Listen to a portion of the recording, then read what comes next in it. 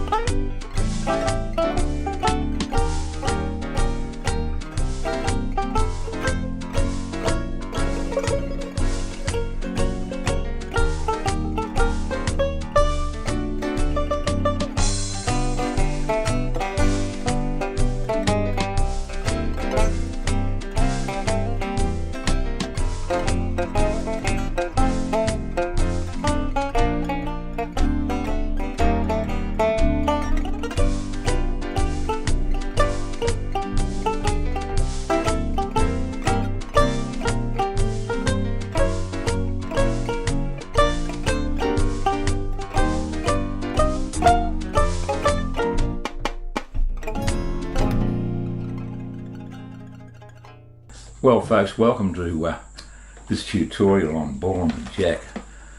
I'm going to try and keep it nice and brief if I can, but it's a great tune, I reckon.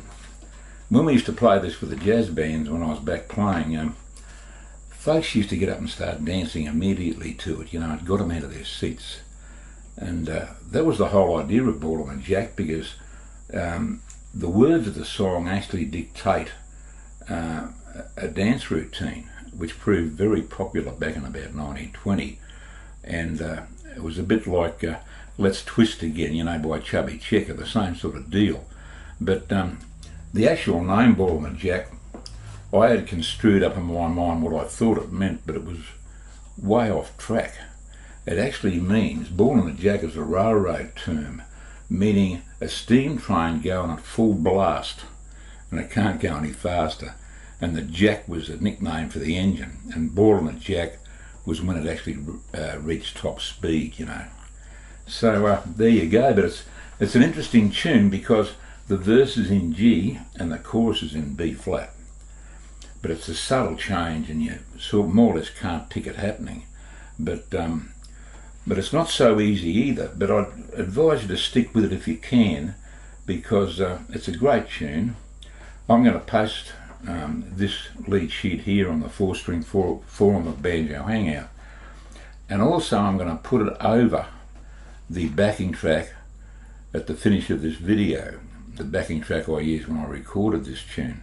And I'd highly recommend those banjo players that are sitting at home playing on their own to actually get up and have a go at playing with a backing track, any backing track, because it really helps. It puts you in a band situation, and you know, you've got to more or less toe the line and try and get it done on time. And it'll be challenging, but it's really worth it to, as I say, to play along with backing tracks if you can. Now, a good mate Eddie Davis has got a version of this one on YouTube, and Eddie sings the words of Ballin The Jack, and with a bit of luck, good mate Eddie will stick his video clip up with mine, and you can have a listen to Eddie's job on tenor banjo. So that'll be great. But by all means, if you want to do your own version using my backing track and throw it on Banjo Hangout or put it on YouTube, you go for it. It's there to be used. And Kid Ory and his Creole jazz band was responsible for the biggest hit of this tune. It was a non-vocal version, but I tell you what, there's an old 78 recording of it on YouTube, and you've got to give it to the boys. They really knew their stuff.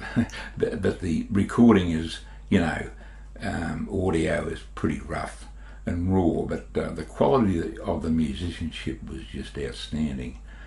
But you can check Kid Ory's version out on YouTube if you like it. Well worth a listen. And also Chubby Checker, who I mentioned before, actually put it on one of his LPs. You wouldn't read about it, would you? So the Let's Twist Again man got stuck in a Ballin The Jack. I usually give a little hint out on something that's banjo related on my clips, and today I'd like to briefly talk about glissandos. And I only thought of this actually yesterday after I watched my clip of me playing this tune, that I use a few glissandos, only two, but I've used them quite a lot in different tunes, and they're not often talked about, and they're well worth thinking about if you don't already do them on your banjo. A glissando is actually moving from one point to another point on your banjo, or from one point down to another point or position on your banjo. And the whole idea is to keep pressure on the pressure points on your left hand so that all those notes can be heard during the glissando. And you can do glissandos on one string, two strings, three strings, four strings. Doesn't really matter. You can do them any way you like. And they've also got different time values, as in one count, half a beat, 2 beats, 3 beats, 4 beats. So they're pretty versatile. I'm going to go through and demonstrate a couple of glissandos in a minute. But the king of the glissandos, of course, was the king of the banjo, Eddie Peabody. Eddie was just a showman. He was king of the showman on banjo, as well as being a great player. And Eddie Peabody used to mesmerise people. He used to play like he was out of control, you know, and he'd be flying up and down the neck doing all this stuff at, like greased lightning, you know, at 100 miles an hour, and people loved it. They just loved it, you know. It was the showman's greatest tool. And Eddie had every trick up in his bag, you know, to do with banjo playing, and he flogged the glissandos every chance he got. And in actual fact, when I was learning banjo, I could never see Eddie Peabody back then because I never had a chance. I just used to listen to Eddie's records. But later on in time, when I saw him on YouTube, you'd think he was actually going to get out of control when he used to do them. He used to go attack them with a frenzy, you know what I mean? But he never did get out of control. He was always in control. That was the amazing part about Eddie Peabody. I'm going to try and demonstrate a couple of glissandos for you. And the first one would be a typical ending using a glissando in the key of C in the tune Whispering.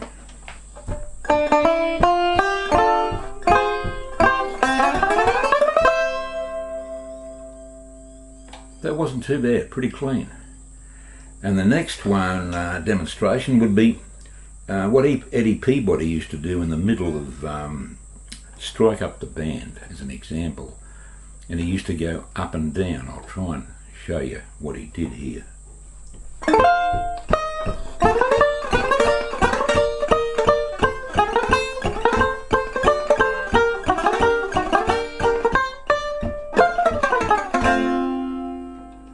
And then he'd go up and down on the one chord, and it would sound something like this.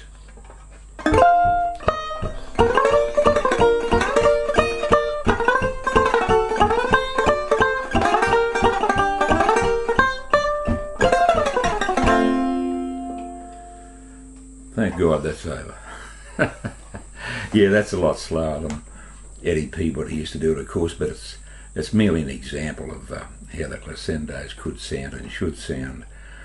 And that just about wraps up this lesson for Ballin The Jack. I hope you got something out of it, and maybe you got something out of the latter part of the video.